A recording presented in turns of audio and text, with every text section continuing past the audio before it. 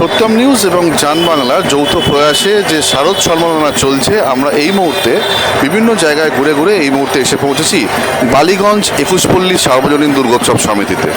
আমাদের ক্যামেরা বন্ধু রিজওয়ান আপনাদেরকে দেখাচ্ছে ওনাদের এবছরের যে মণ্ডপসজ্জা, সেই মণ্ডপসজ্জা আমরা দেখাচ্ছি, সরাসরি আপনাদেরকে তুলে ধরছি সেই দৃশ্য এবং আস্তে আস্তে আমরা মণ্ডপের ভেতরে প্রবেশ করব।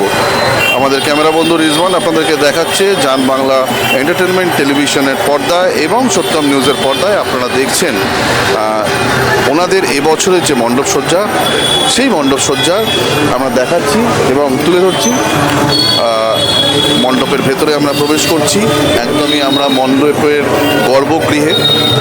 বালিগঞ্জ 21পল্লীর পুজো মণ্ডপ প্রথম ভিজুয়াল আমরা তুলে ধরছি তৃতীয়ার দিন সত্যম নিউজ ও জান বাংলার পর্দায়। আপনারা দেখছেন সেই দৃশ্য সরাসরি।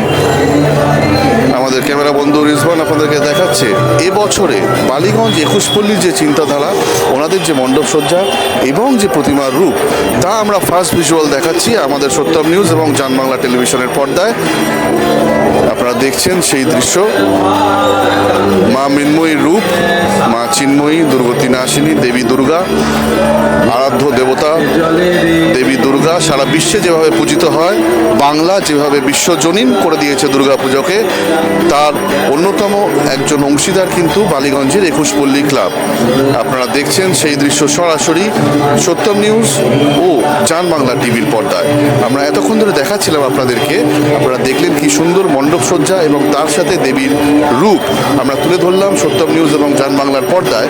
এবারে আমরা ডেকে নেব ক্লাবেরই এক সদস্যকে, তার কাছ থেকে জেনে নেব ওনাদের এবছরের থিমের ব্যাপারে। সত্যম নিউজ এবং জান বাংলা টিভিতে স্বাগত আপনাকে। আপনার নাম? আমার নাম রাজদীপ্ত ব্যানার্জি। প্রথমে আমি সকল দর্শকদের জানাই শুভ শারদিয়া।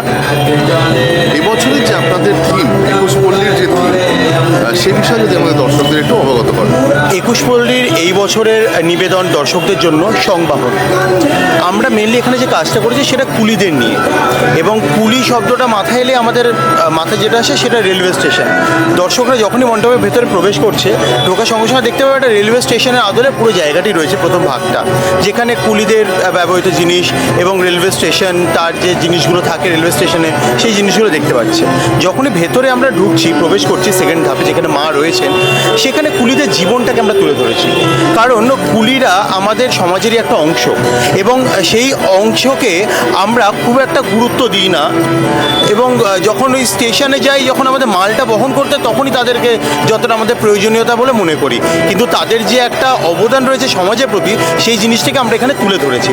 এবং কুলিদের যে জীবনযাত্রা, যে জিনিসগুলো তারা ব্যবহার করে, তারা যে মেনলি তারা আমাদের রাজ্যের বাইরে থেকে এখানে এসে কাজ করছে, এবং তারা এখানে তাদের জীবনযাপন করছে খুব কষ্টের সাথে, এবং যে অর্থটা উপার্জন করছে সেটা তারা তাদের সংসারে দিচ্ছে, বা তাদের যে সন্তানরা রয়েছে তারা যাতে ভালোভাবে মানুষ হতে পারে, সেই জন্য সেই টাকাটা তারা তাদের কাছে পৌঁছে দিচ্ছে। সেটা আমরা এখানে তুলে ধরছি। তারা যেই কষ্টটা করছে, কিন্তু তারা সমাজের একটা অংশ হয়ে সেই জিনিসটা করছে, সেটা আমাদের এখানে তুলে ধরা। খুব সুন্দরভাবে উনি বললেন, যেভাবে আপনাদেরকে দর্শকদেরকে জানালেন, তো আমাদেরও মনে হয় যে আপনারা আসুন, কারণ সমাজের একটা দায়ভার কিংবা বোঝা কাঁধে নিয়ে যারা রোজ সকালবেলা স্টেশন চত্বরে ঘোরাফেরা করে, যখন আমাদের মতো আপনারাও যখন কোথাও যান, ভিন দেশে পাড়ি দেন, তখন কিন্তু আপনাদের সাহায্যার্থে কুলিরা সবসময় দাঁড়িয়ে থাকে। কিন্তু সেই কুলিদের জীবনযাপন নিয়ে, তাদের জীবিকা নিয়ে, তাদের ব্যবহৃত যেসব সকল জিনিস তাদের বাড়ি ঘরে থাকে, সেগুলো নিয়েই কিন্তু এবছর 21পল্লীর থিম। এবং আমাদের দর্শকবৃন্দদের আমরা বলবো, আপনাদের এবছরের পুজো পরিক্রমা বা পুজোর ম্যাপের মধ্যে অবশ্যই রাখতে হবে বালিগঞ্জের 21পল্লী। আপনারা এতক্ষণ ধরে সত্যম নিউজ এবং জান বাংলা এন্টারটেনমেন্ট টিভির মাধ্যমে সরাসরি দেখলেন 21পল্লীর এবছরের মণ্ডপসজ্জা এবং দেবীর। ক্যামেরায় রিজওয়ানের সাথে আমি সৌভিক। আমি একটা অংশ সেখানে দেখাচ্ছি, এটা অন্য একটা প্রোগ্রামের। সবাই আমরা এরকম কুলি ড্রেস পরে, আচ্ছা, এবং সবার বিল্লা রয়েছে। মানে আমি নিজের ছবি তুলেছিলাম, এই এরকম বিল্লা পরে, যেটা 21পল্লী বালিগঞ্জ লেখা রয়েছে।